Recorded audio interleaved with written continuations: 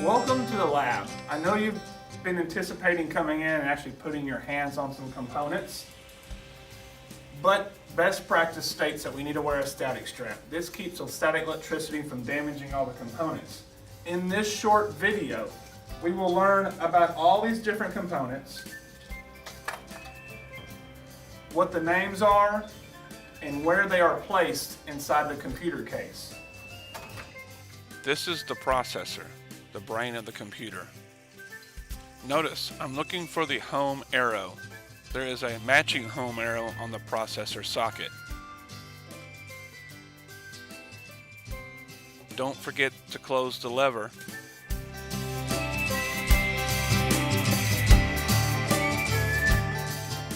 This is RAM, or Random Access Memory. Notice, as I install the RAM, I'm checking to make sure that the notches align with the RAM slot. You will need to press firmly to properly seat the RAM.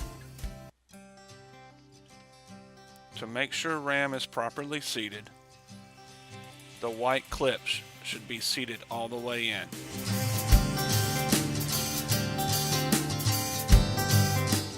This is the heat sink. It sits on top of the processor and is responsible for cooling the processor.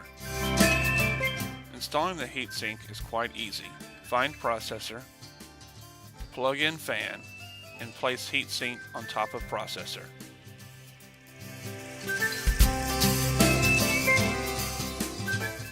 This is the motherboard with all the previous components installed.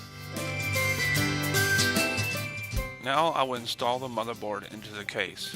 Make sure all the input-output ports are properly aligned with the cutouts in the input-output panel.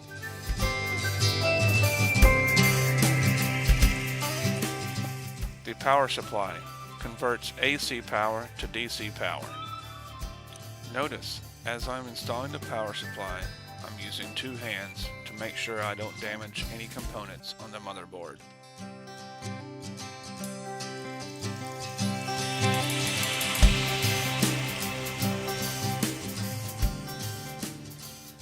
This is the hard drive, the permanent storage for your computer.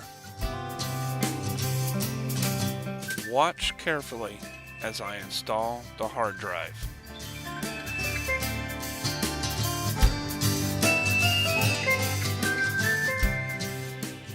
This is the CD-ROM drive.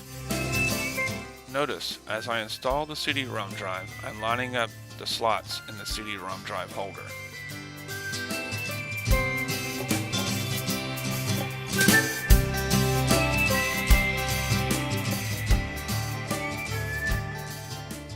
This is the floppy disk drive.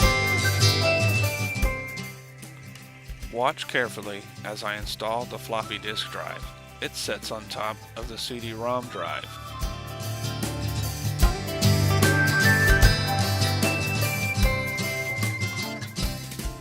This is what your computer should look like after all components are installed.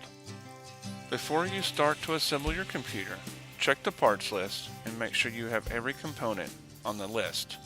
Take your time, you'll do a great job.